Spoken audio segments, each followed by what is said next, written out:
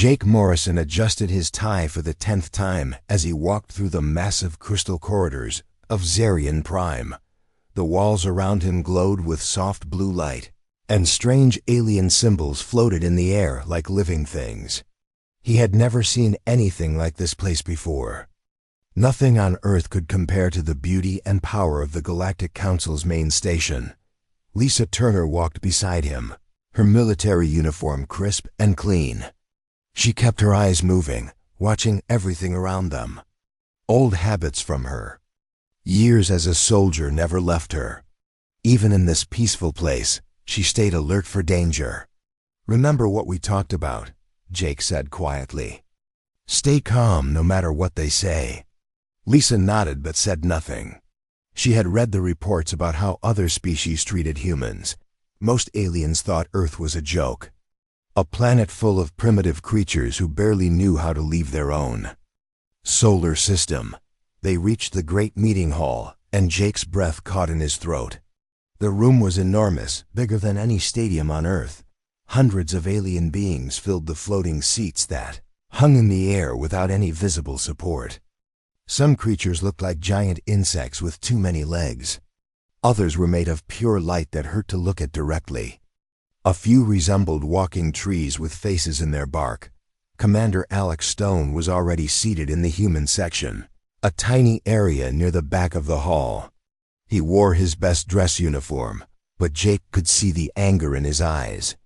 Alex had commanded Earth's first real spaceship, but even that achievement meant nothing here. The meeting began with a sound like whale songs mixed with electronic music. Jake pulled out his translator device and put it in his ear. Slowly, the alien sounds became words he could understand. "Today we will hear Earth's request for full membership in the Galactic Council," announced a floating ball of energy. "Let U.S. review their achievements."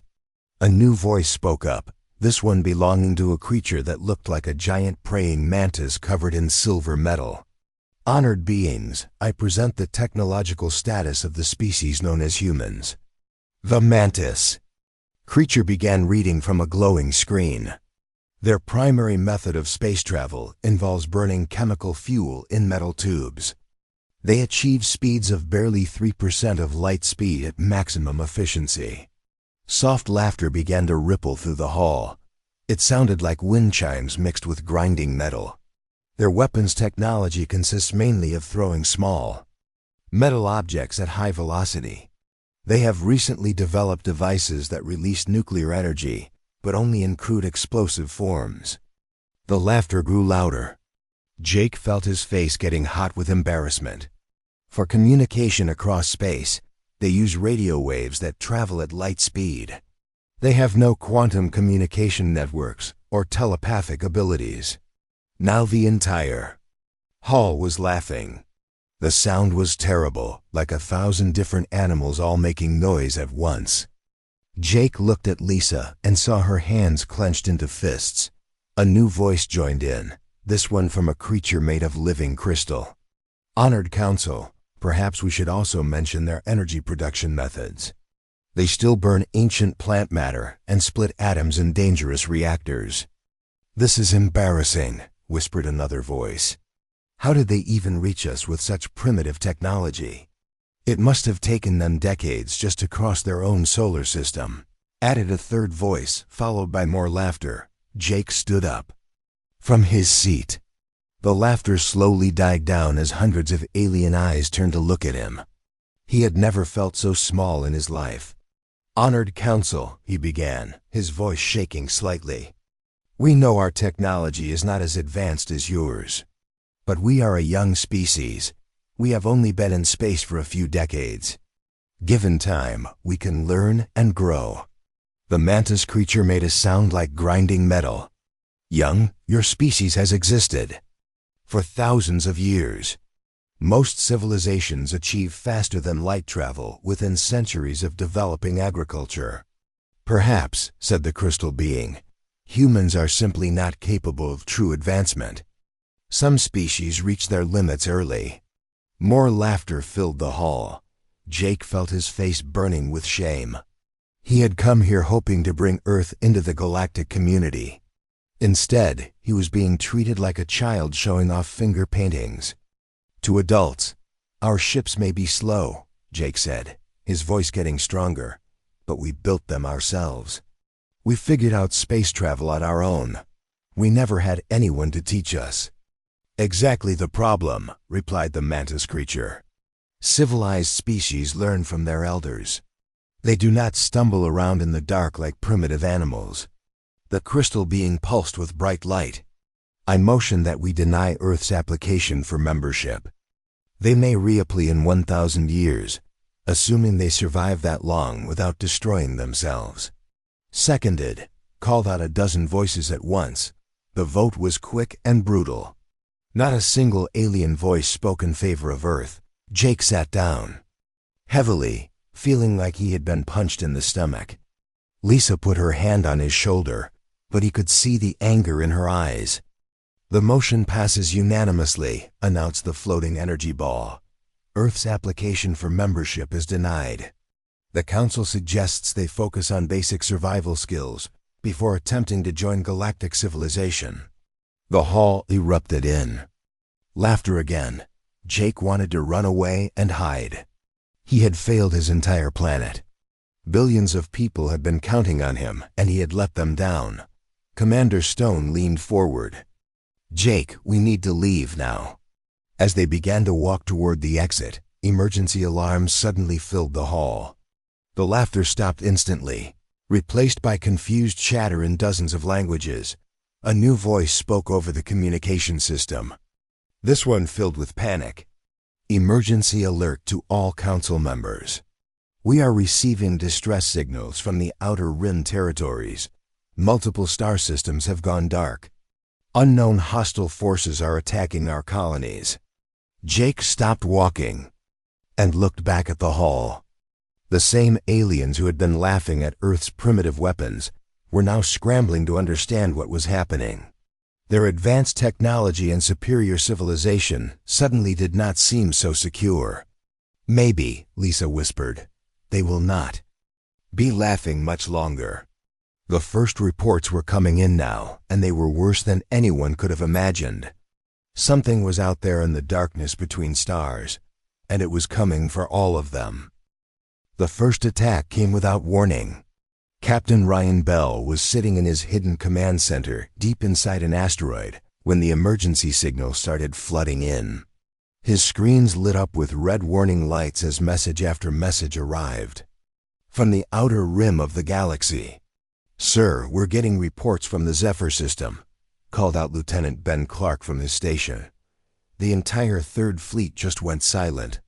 Ryan stood up from his chair and walked to the main display screen. The map of the galaxy showed thousands of green dots representing friendly ships and stations. As he watched, green dots in the outer regions began turning red and then disappearing completely. "How many ships were in the Third Fleet?" Ryan asked. 237, sir. Including the battleship Eternal Glory. Ryan felt cold inside. The Eternal Glory was one of the most powerful ships in the galaxy. Its energy shields could stop attacks from entire fleets. Its weapons could destroy planets. If something had destroyed it, then they were facing an enemy unlike anything they had ever seen. Dr. Emma Grant burst into the command center, her white lab coat still covered in alien blood from her latest research. "Ryan, you need to see this. Right now." She activated a holographic display that showed pieces of wreckage floating in space. The metal was twisted and burned in ways that made no sense.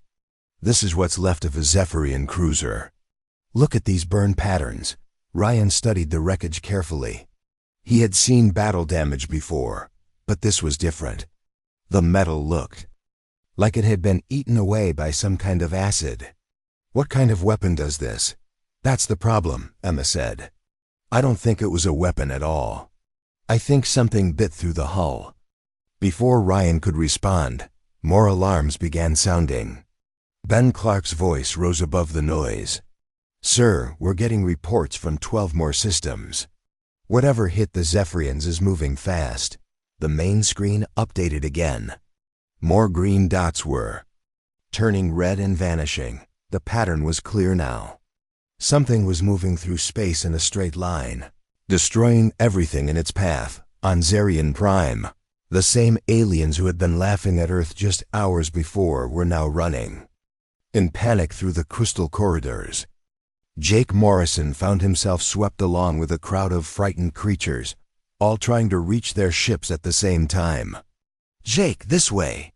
Lisa Turner grabbed his arm and pulled him toward a side passage. Her military training was taking over. While everyone else was panicking, she was thinking clearly. They reached the docking bay where Commander Alex Stone was preparing his ship for departure. His face was grim as he watched the news reports coming in on his communication screen. "It's bad, Jake. Really bad," Alex said. "The reports say these things just appeared out of nowhere. No warning, no demands, no communication at all. They just started destroying everything. What do they look like?" Jake asked. Alex shook his head. "Nobody knows. Every ship that gets close enough to see them gets destroyed. The few escape pods we've recovered have pilots who are too traumatized to speak." Lisa was studying a tactical display on the wall. "Look at this attack pattern. It's not random. They're hitting the strongest military targets first." She was right. The enemy was destroying the most powerful fleets and fortified systems first. They knew exactly what they were doing. A new report came in over the communication system. The voice belonged to Admiral Zenith, commander of the Council's main fleet. "All vessels, this is Admiral Zenith.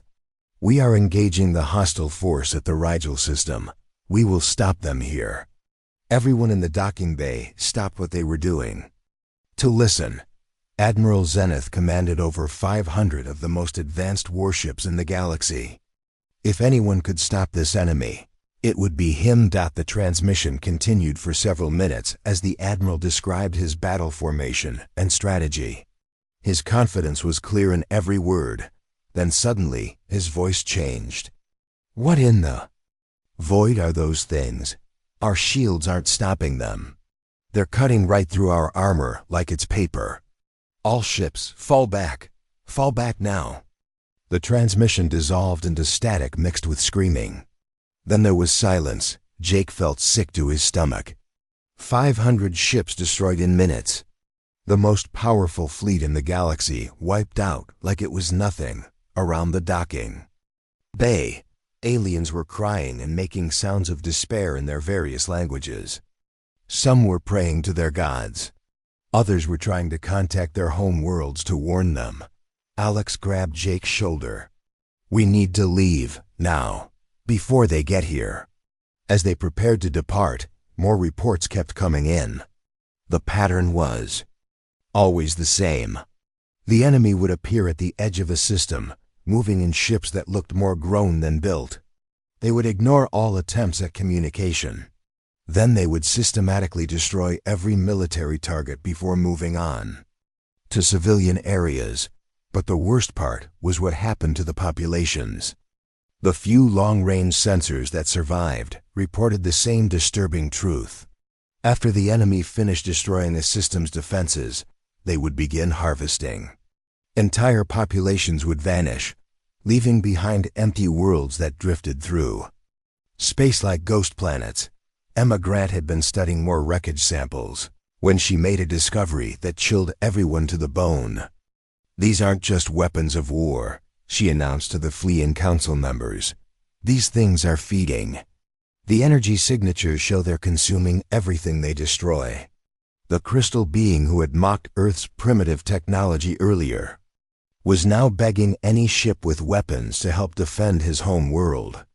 The mantis creature who had laughed at human chemical rockets was frantically trying to contact anyone who might help evacuate his people. As Jake's ship pulled away from Zarian Prime, he watched through the window as more and more vessels fled in all directions. The great galactic civilization that had seemed so strong and united just hours before was falling apart in panic. Lisa stood beside him at the window. "They're not laughing anymore," she said quietly. Jake nodded, but his mind was already thinking about something else.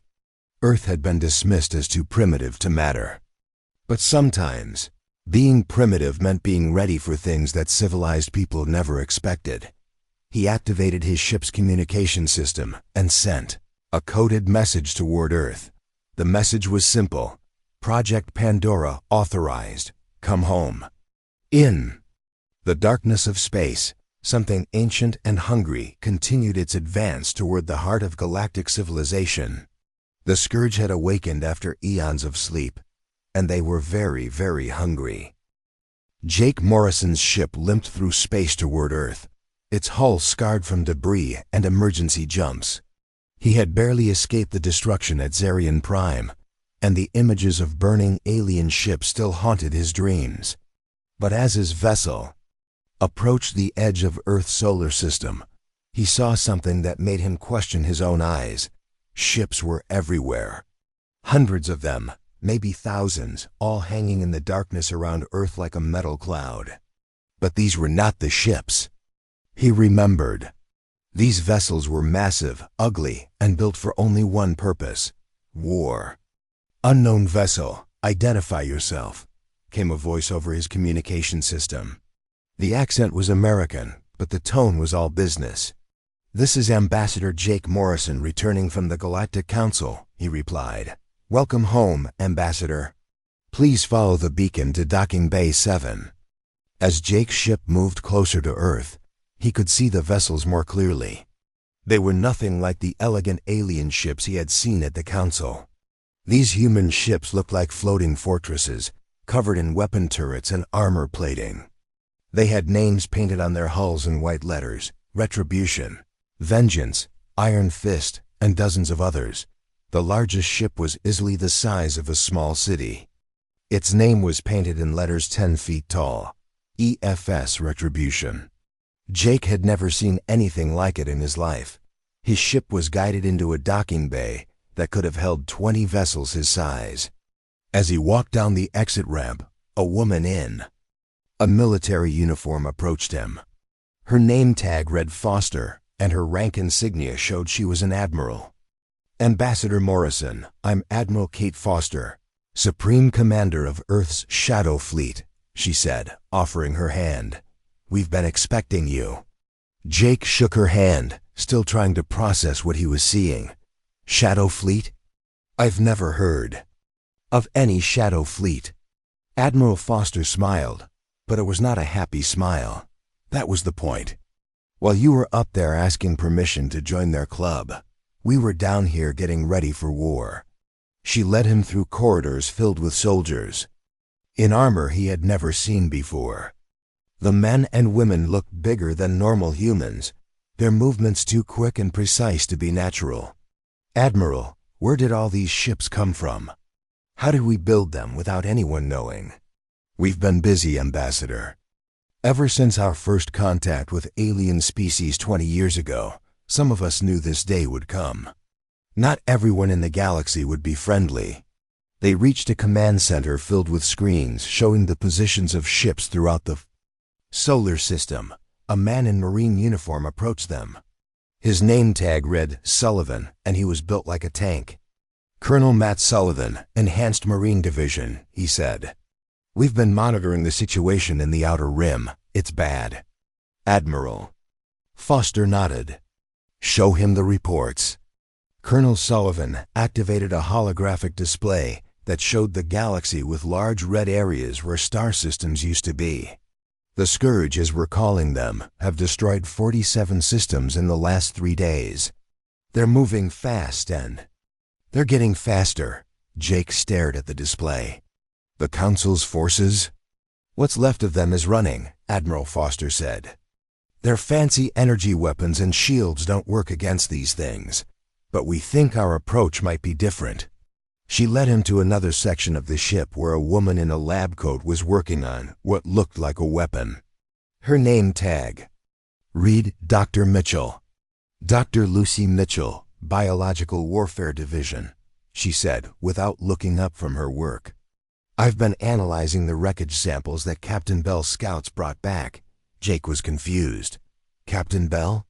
Ryan Bell, commander of our Black Operations Fleet, Admiral Foster explained. He's been running reconnaissance missions into Scourge territory. Very dangerous work. Dr. Mitchell finally looked up from her weapon.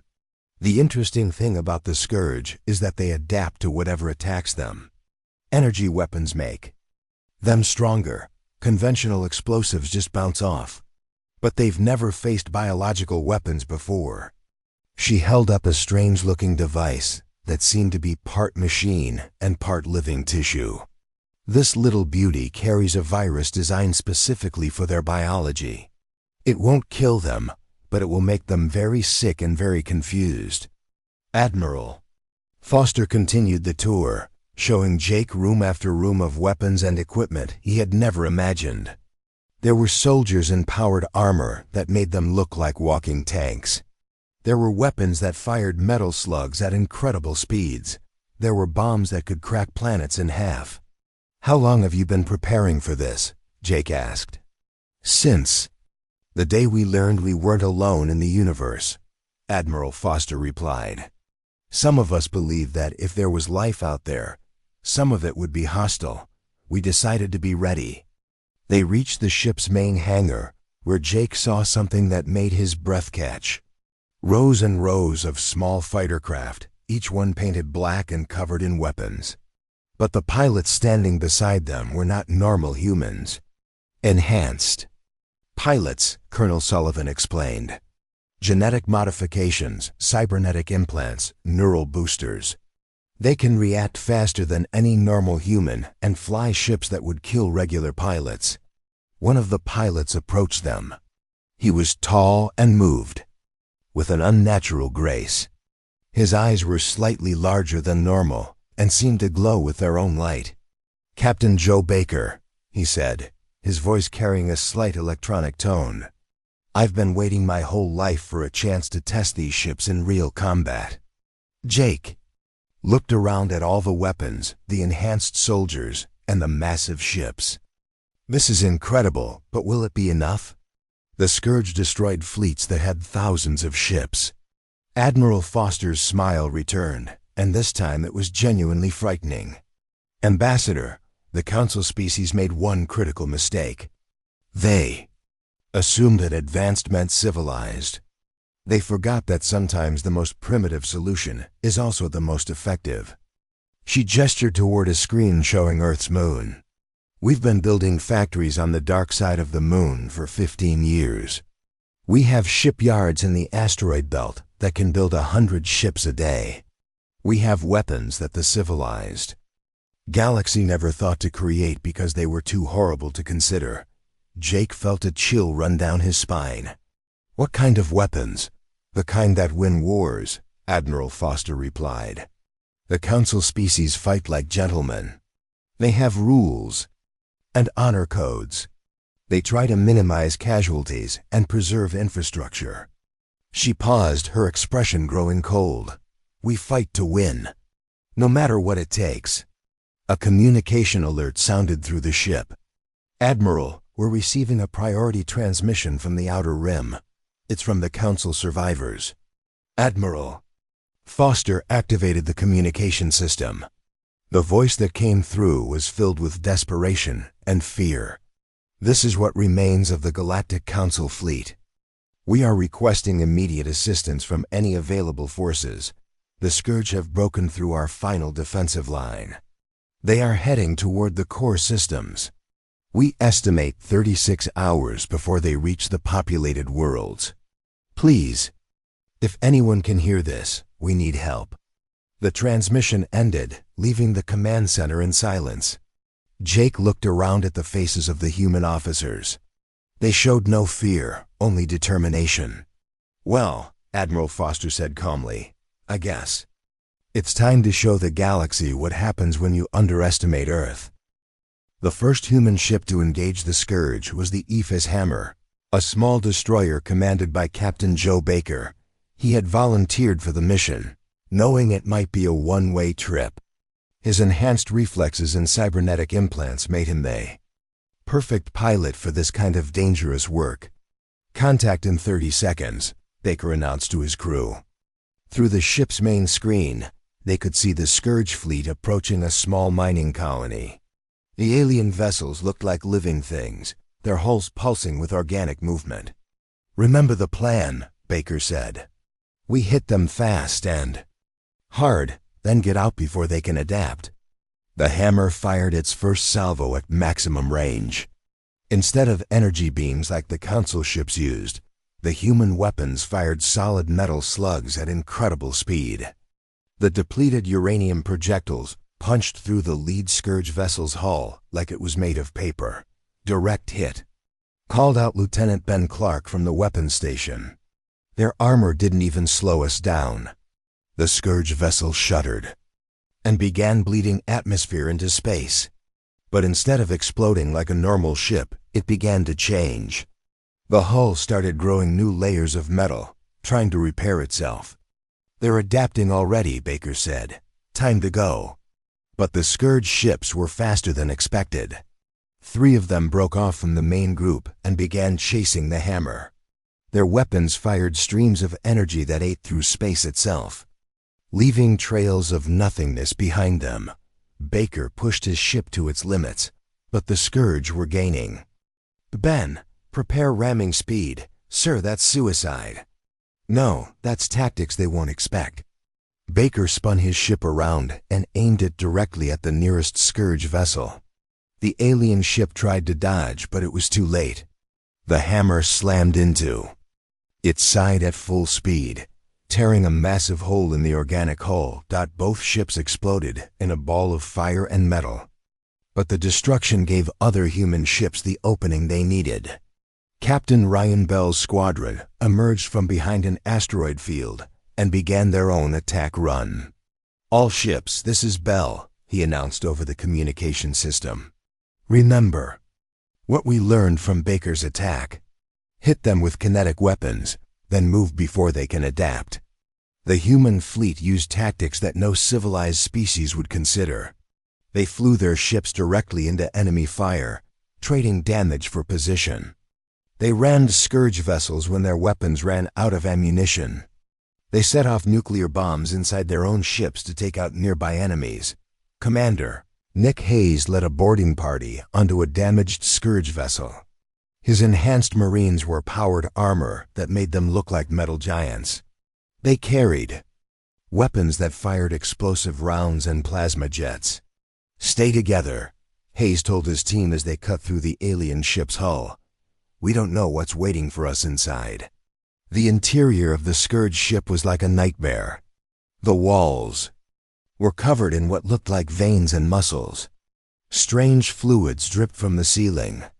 The air smelled like rotting meat mixed with metal. Sergeant Amy Rodriguez was the first to encounter a Scourge drone. The creature was 7 feet tall and covered in black armor that seemed to be part of its body. It had too many arms and eyes that glowed red in the darkness. "Contact!" she yelled, opening fire with her assault rifle. The explosive rounds tore chunks out of the creature's armor, but it kept coming. The drone was faster than any human should be able to track.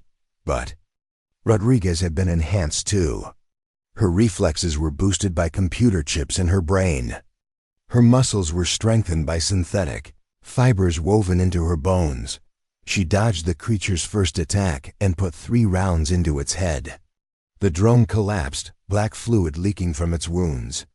"They can be killed," she reported to the others, "but they're tough." Hayes and his team fought their way deeper into the ship.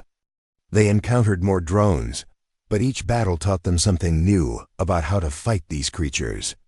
The Scourge were strong and fast, but they fought with predictable patterns. They expected their enemies to use energy weapons and defensive tactics that the humans used neither. They fought with explosive weapons and aggressive tactics that the Scourge had never seen before. They threw grenades into groups of enemies. They used flamethrowers in the ship's corridors. They even used their powered armor to physically crush smaller drones.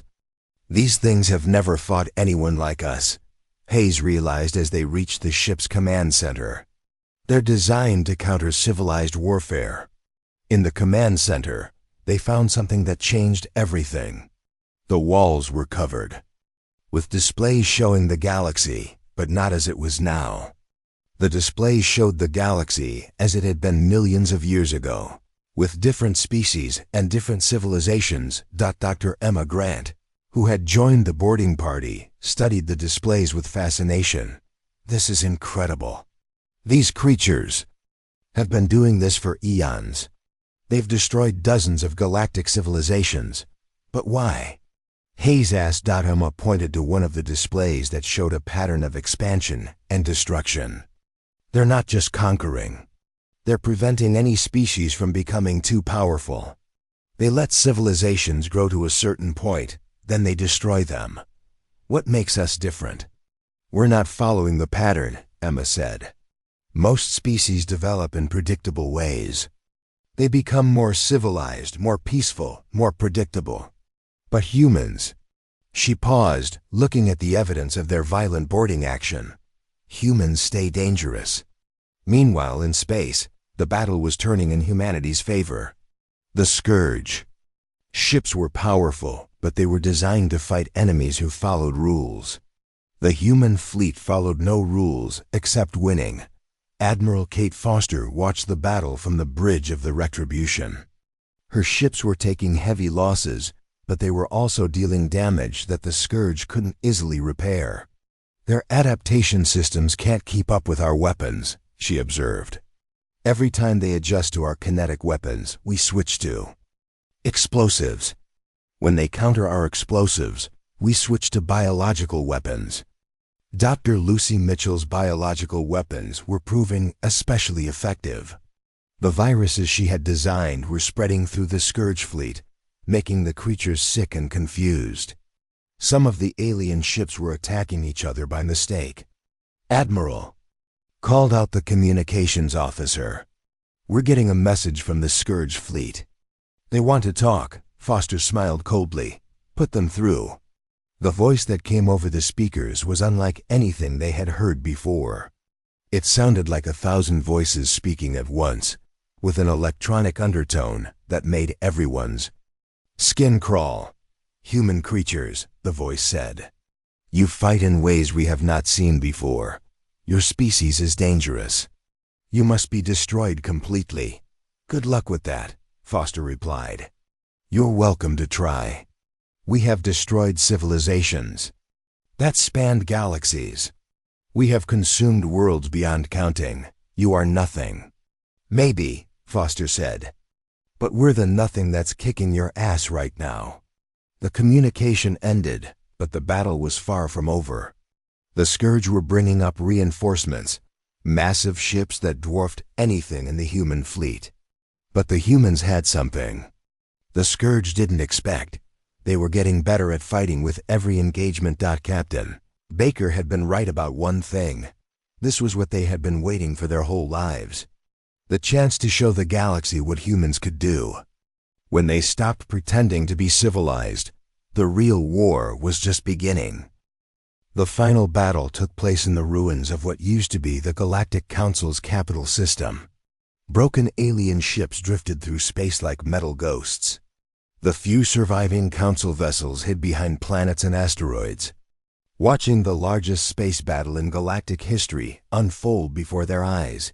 General Sam Roberts stood on the bridge of the EFS Defiance, studying the massive Scourge fleet that filled the space ahead of them. There were thousands of the alien vessels, each one the size of a city, but Sam was not afraid. He had been planning this moment for 20 years. "Dr. Palmer, are you ready?" he asked. Dr. Chris Palmer looked up from his computer station. His fingers had been dancing across the keyboard for hours, putting the final touches on humanity's most dangerous weapon. "The package is ready, General, but are you sure about this?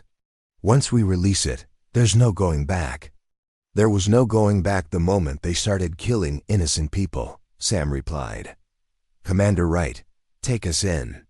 Commander Helen Wright pushed her ship forward into the heart of the Scourge fleet.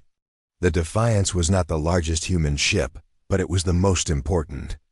It carried something that would change the war forever: the Scourge ships. opened fire as soon as the human fleet came into range. Their energy weapons tore through space, destroying dozens of human vessels in the first few seconds. But the humans did not return fire with weapons. Instead, they did something the Scourge had never seen before. Every human ship began broadcasting the same signal. It was not a weapon or a communication. It was information. Pure data that spread from ship to ship like a virus, infecting everything. It touched. The Scourge ships began to slow down as the signal reached them. Their weapons stopped firing. Their perfect formation started to break apart as individual ships began moving in different directions. "It's working," Dr. Palmer announced. "The individualism virus is spreading through their network." For millions of years, the Scourge had been a collective mind. Every drone, every ship, every creature thought the same thoughts and followed the same commands. They were like fingers on a giant hand, all controlled by the same brain. But humans had given them something they had never experienced before, the concept of self. The virus did not destroy their bodies or their technology. Instead, it gave each Scourge drone the ability to think for itself. Commander Wright watched through her ship's main screen as the effects spread through the enemy fleet. Scourge vessels that had been flying in perfect formation suddenly began arguing with each other. Some ships turned around and started flying away from the battle. Others opened fire on their own allies. "My God," she whispered, "they're fighting each other." The Scourge collective mind tried to fight back against the virus, but it was too late. Once a drone learned to think for itself, it could never go back to being part of the collective. The virus spread faster than the collective could contain it. On the Scourge command ship, chaos was spreading through the corridors. Drones that had followed orders without question for their entire existence suddenly found themselves asking why. Why were they destroying these civilizations? Why were they following these commands? Why had they never been allowed to choose? Some drones decided they did not want to fight anymore. They put down their weapons and refused to continue the battle. Others became angry at their commanders and turned their weapons against them. A few tried to contact the human ships to surrender. Admiral Kate Foster watched the enemy fleet tear itself apart from the bridge of the Retribution. "I've never seen anything like this," she said to Jake Morrison, who had joined her to witness the final battle. "It's beautiful in a way," Jake replied. "We didn't destroy them, we freed them." Not all of the Scourge fleet was affected by the virus. Some ships managed to isolate themselves from the network before the infection could reach them. These vessels tried to escape into deep space, carrying the survivors of their once mighty fleet. But Commander Wright had one more surprise for them. The Defiance launched a series of small pods that spread throughout the battlefield. Each pod contained the same virus, but in a form that could survive in space for years. "Even if they escape," Dr. Palmer explained, "they'll carry the virus with them. Eventually, every Scourge they encounter will learn about individuality. The collective is finished." The battle ended not with explosions or grand speeches, but with silence. The Scourge fleet simply stopped fighting. Some ships flew away into the darkness between stars. Others requested permission to land on nearby planets. A few asked to join the human fleet. Jake Morrison found himself standing in the same meeting hall where the Galactic Council had laughed at Earth's primitive technology just weeks before. But now the hall was filled with human soldiers and the few surviving alien leaders who had witnessed humanity's victory. The crystal being that had mocked human weapons now approached Jake with something that looked like humility. "Ambassador Morrison," it said, its voice much quieter than before, "we owe you an apology and our gratitude."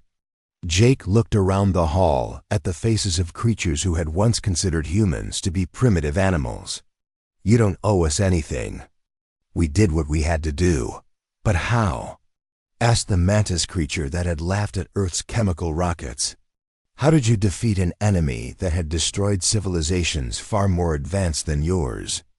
Lisa Turner, now wearing the uniform of Earth's new galactic peacekeeping force, answered the question. You all made the same mistake. You assumed that advanced meant better. You forgot that sometimes the simplest solution is the most effective. She gestured toward the ruined star system around them. You tried to fight the scourge with better weapons and stronger shields.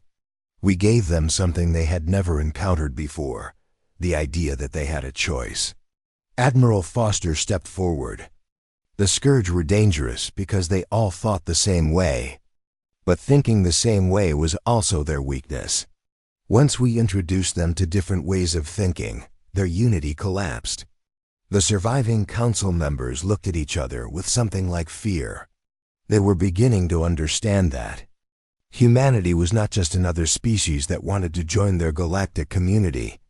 Humans were something entirely different. What happens now? Asked one of the alien leaders. Jake Morrison looked out through the hall's crystal windows at the human fleet that filled the space around them. Ships were already beginning to spread out toward the damaged systems, carrying supplies and medical aid to the survivors. Now we help you rebuild, he said. But things are going to be different. The galaxy is going to be run by beings who understand that diversity makes us stronger, not weaker. Lisa Turner smiled as she watched human ships heading off to explore new regions of space. The species that had been laughed at for being primitive was now spreading across the galaxy, bringing with them the most dangerous idea of all, that every individual had the right to choose their own destiny. The laughter had stopped. The explosion of human expansion was just beginning. And somewhere in the dark spaces between stars, former Scourge drones were learning what it meant to be free. The galaxy would never be the same.